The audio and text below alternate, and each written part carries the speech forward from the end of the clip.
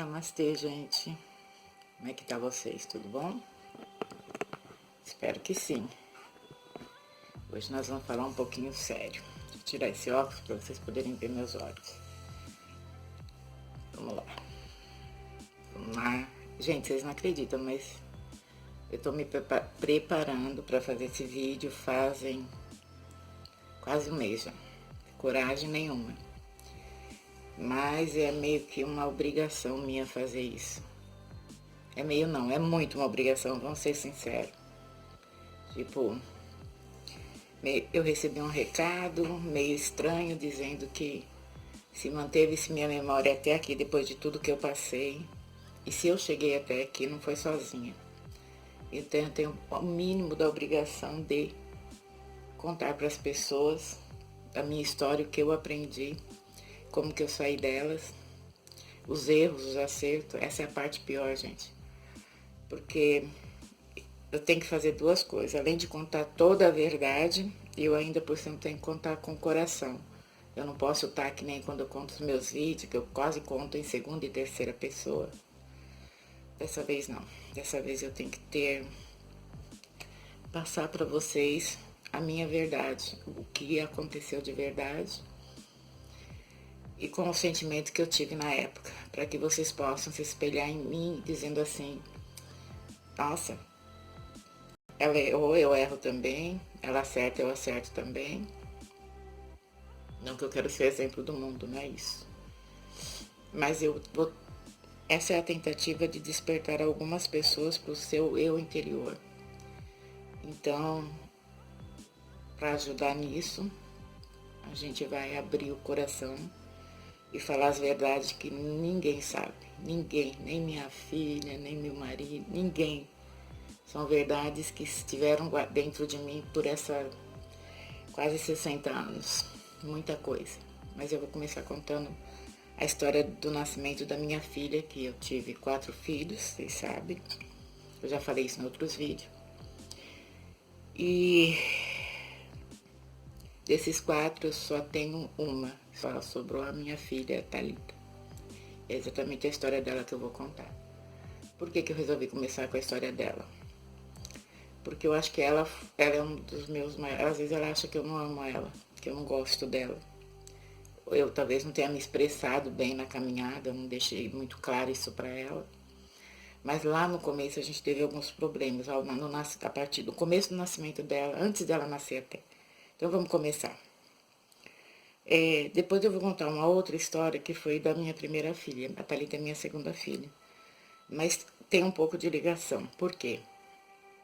Quando eu conheci o pai da minha primeira filha, eu conheci numa festa.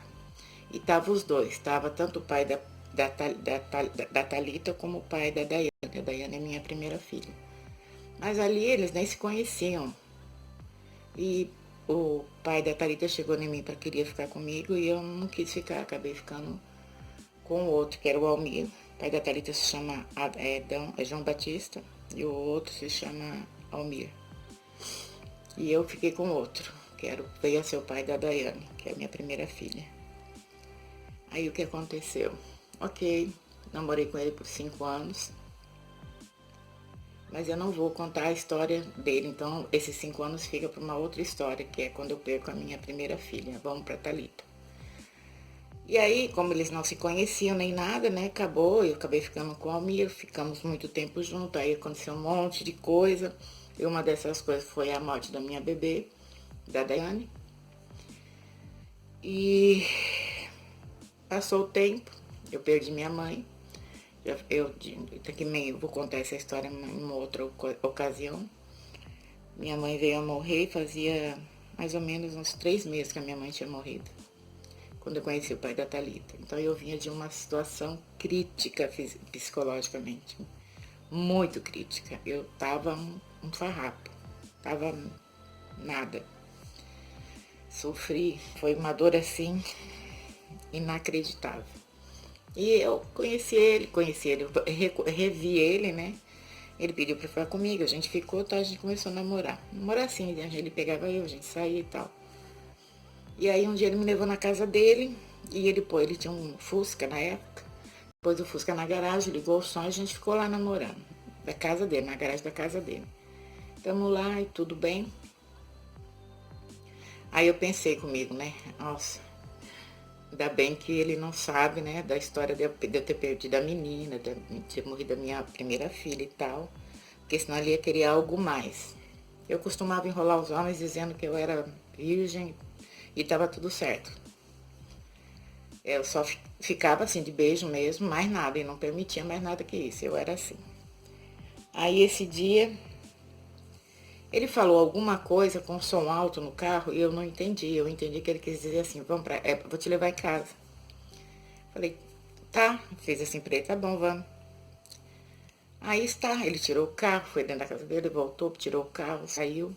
A gente foi na direção da onde eu morava com a minha tia, já tava. Depois que a minha mãe morreu, eu acabei vindo morar com a minha tia.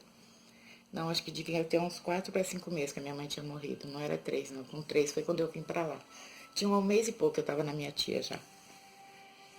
Aí, gente, ok. Na direção da casa da minha tia fica um lugar lá chamado Raposo Tavares, onde ficam todos os motéis. Todos não, muitos motéis. E é na avenida, é caminho. E eu, vindo no caminho, né? Nós ouvindo música e tal. Aí, pra mim, ele tava me levando pra casa. Passamos a casa da minha tia, nada dele parar. Eu não entendi, porque eu não tinha entendido o que ele tinha falado. Quando eu falei, sim, vamos, na minha cabeça ele tinha dito pra mim, vou te levar pra casa. Eu falei, tá bom, vamos. Só que não foi isso que eu tinha dito, gente. Ele perguntou pra mim, vamos pro motel? E eu disse, sim, vamos. Olha a cabeça. Mas eu não sabia que eu tinha dito isso, tá? Eu não sabia. Eu não sabia o que ele tinha entendido. Mas aí quando ele passou pela casa da minha tia, eu imaginei que tinha alguma coisa diferente. Ele subiu sentido o lugar que eu tô falando pra vocês. E aí eu falei, e agora? Como é que eu vou falar pra ele que não? Ele não vai acreditar, né? E aí eu fiquei, na minha desconfiança, fiquei pensando comigo. Será que ele chegou a conversar com o pai da Daiane? Será que ele sabe de alguma coisa? Porque se ele não souber, né, eu podia até falar, não posso, tal. Aí, gente, deixei rolar, fui embora. Aí ele entrou num lugar lá, tudo bem, rolou o que vocês podem imaginar, né?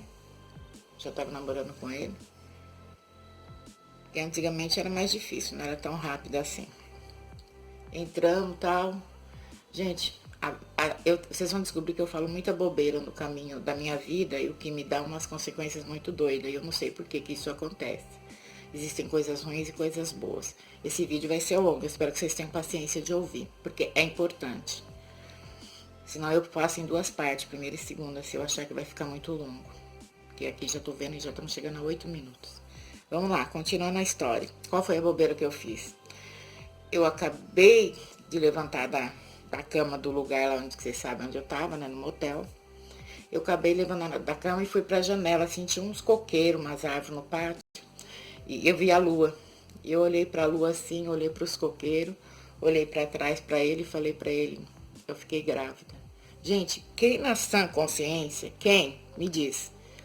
Quem na sã consciência acaba de fazer o filho e fala, fiquei grávida? Que homem que ia acreditar? Provavelmente, com certeza. E que depois daquilo eu não tive. Eu fiz realmente a minha filha naquele dia, naquele momento, naquela bobeira que eu dei. Tá, ok, acabou aí a história. Acabei ficando grávida. No começo eu fazia pouco tempo que eu tinha perdido minha mãe, como eu disse pra vocês. Como que eu ia encarar? Sem emprego, na casa dos outros. Minha mãe tinha morrido, eu tinha saído da casa do meu pai, numa outra situação que eu também não aguentei o tranco. Aí eu pensei em tirar minha filha. Eu falei que eu ia dizer a verdade, gente. Eu pensei em tirar. Porque aí eu fui falar com ele, ele falou assim, eu quero você, eu não quero esse bebê, eu quero você. E aí, tô eu segurando um BO na mão, na situação que eu tava. Aí a minha tia, com quem eu morava, chegou em mim, acho que eu devia estar com 6 meses de gravidez já. Porque eu não consegui tirar, porque eu precisava de dinheiro. E não porque eu tenha mudado de ideia, tá, gente? Filha, você tá ouvindo isso, eu tô sendo o mais sincera que eu posso. Desculpa de estar te dizendo essa verdade, você está ouvindo num vídeo, né? Porque são histórias que eu vou ter que contar e eu vou começar com a sua. Aí, o que aconteceu? Minha tia falou pra mim assim, Regina, esse seu filho ou sua filha, não sei o que vai ser a luz que vai te guiar nessa vida.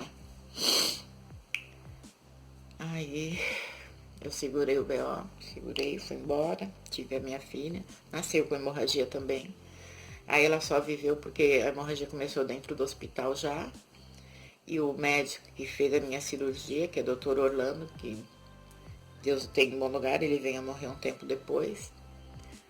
Eu comecei o sangramento e ele, como estava fazendo um curso de anestesista, ele mesmo me anestesiou, ele mesmo tirou ela. Então, como ela, a partir do sangramento, eu só tenho 4 minutos, a gente conseguiu. Ela saiu viva. Essa é minha filha. Vamos continuar a história da minha filha. Aí voltamos para casa, nasceu uma menina muito esperta, ela já saiu do hospital, a gente passou por uma rua chamada Maria Campos, tinha muitos postes de luzes assim, ela fazia assim o tempo todo, olhando para as luzes, eu nunca vi aquilo. Para casa e tal, aí comecei a trabalhar, ela foi ficando grandinha, não, deixa eu começar a contar o começo. Ela chorou 3 meses ininterruptamente, gente. Ela chorava dia e noite, dia e noite. Eu não conseguia dormir, eu comecei a levantar e amamentar ela, dar mamar no peito para ela dormindo. Aí a minha tia ficou com medo de eu matar ela numa dessa, porque eu dormia, dava mamar e já caía dormindo, porque eu fazia inconsciente, eu não estava consciente. De tão cansada que eu estava, de tanto que ela chorava. Minha tia pegou ela, pôs para dormir com ela, aí ela acalmou. Passou, foi passando.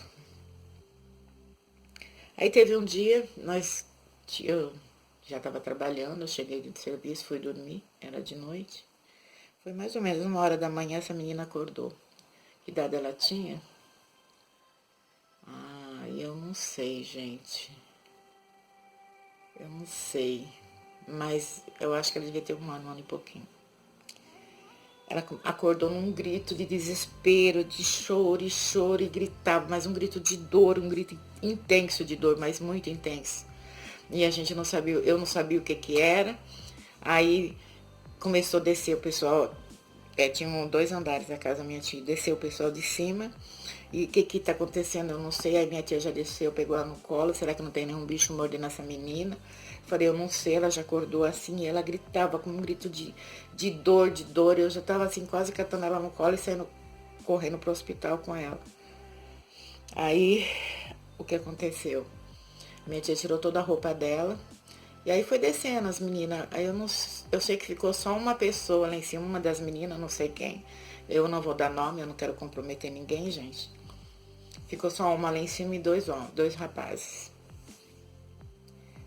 Aí já comprometi minha tia, né? Mas a minha tia também, ela não vai ligar disso, não, eu acho. Eu acho que não. Aí, o que que aconteceu? A gente não sabia o que que era, não sabia o que que era. Aí eu comecei, a minha tia tirou a roupa dela pra ver se não tinha nenhum bicho mordendo ela. E eu comecei a rezar, porque eu não sabia o que estava acontecendo. Eu tinha que fazer alguma coisa para aquela menina parar de gritar daquele jeito, naquele desespero, com aquela dor. E aí eu lembro de ter fechado o olho, fechei o olho. E sabe quando você pede, por favor, o que que essa criança tem, me ajuda. Nesse pedido eu abri o olho, quando eu olhei, eu vi sangrando na chaninha dela, tava sangrando. Eu firmei o olho de novo, não tava mais. Aí eu fechei o olho de novo, abri o olho, tava de novo. Ou seja, era assim, gente. Conforme eu pensava nela e rezava, é uma coisa estranha. A minha mente via, mas não era meu olho que estava vendo, era a minha mente, na verdade, que estava vendo. Vocês vão descobrir que nessa minha caminhada da vida, muita coisa acontece aqui dentro. Não de loucura, talvez vocês possam até achar que é loucura, mas não é loucura. Aí, então eu conseguia ver. Aí nesse momento a minha tia olhou pra mim e falou, você tá vendo o que eu tô vendo? Eu falei, tô. Aí eu não sabia o que que era aquilo. Aí ela pediu pra gente dar, na época minha tia era espírita, kardecista, eu também, kardecista. Aí a gente pediu pra dar as mãos. Gente, nós, as mulheres que estavam ali naquele momento, só desceu mulher, gente. Eu não vou falar os nomes, mas eram mulheres. Nem o tanto que tinha lá. Aí a gente pegou uma na mão da outra, começamos a rezar, rezar, rezar, rezar, rezar, orar. Pedir, pedir, pedir. Aí começou a entrar na minha mente umas imagens muito estranhas, gente. Muito estranha, muito estranha. E eu olhei pra minha tia olhou pra mim, baixou a cabeça de novo e a gente continuou rezando. E eu com aquelas imagens na minha cabeça. Aí eu vou falar qual era a imagem que vinha na minha cabeça. Era uma casa antiga, uma casa de fazenda, quadradona. Tinha um homem, que era o marido de uma das mulheres, mais algumas mulheres que eram irmãs dessa mulher, que era a mulher desse homem, irmãs dele, parentes, tudo parentes próximos ali, morando, não sei se morava tudo na mesma casa, mas estavam ali. E sabia que ele tinha um caso com uma menina nova, devia ter uns 21 anos essa menina, muito novinha. E ele gostava muito dessa menina. Ele era apaixonado por essa menina, mas ele era casado. Essa menina era uma funcionária. A gente usava tudo roupão, não tinha aquele vestidão assim. Eu conseguia ver os nossos rostos? Não. A imagem é jogada do jeito que querem. Aí, e a gente, na nossa cabeça, a gente sabia que ele tinha um caso com essa pessoa, com essa mocinha. Só que a maldade da época, o ser humano da época, eu não sei quando foi, mas o que aconteceu? Essa imagem que vinha na minha cabeça, gente. A gente, um dia, se reuniu só as mulheres e... Não, peraí, deixa eu te contar. Depois a gente descobriu que essa menina estava grávida. Estava grávida, tinha uma criança, óbvio. Aí nós nos reunimos, esperando essa mulher sair para fora da porteira, essa mocinha. Pegamos ela lá, todas nós. Era um monte de mulheres, não sei quantas, mas eram mulheres, só mulheres. Esse homem não estava, ele tinha ido viajar, ele não estava na casa. A gente esperou tudo isso acontecer e matamos essa menina. Matamos ela, tiramos o bebê de dentro dela e deixamos os dois caídos lá no chão, mortos. Gente, quem em sã consciência contaria uma história dessa pra vocês se eu não fosse obrigada a fazer? Não sei. Aí, e minha filha foi me acalmando, acalmando, acalmando. E aí minha filha dormiu. Acalmou e dormiu. Passou a dor dela. Aí a gente começou a rezar, continuamos rezando, mas aquela cena não saía da minha cabeça. Eu não sei se se a minha filha era a criança ou se a minha filha era a mocinha que a gente fez aquela merda com ela. Mas a gente fez.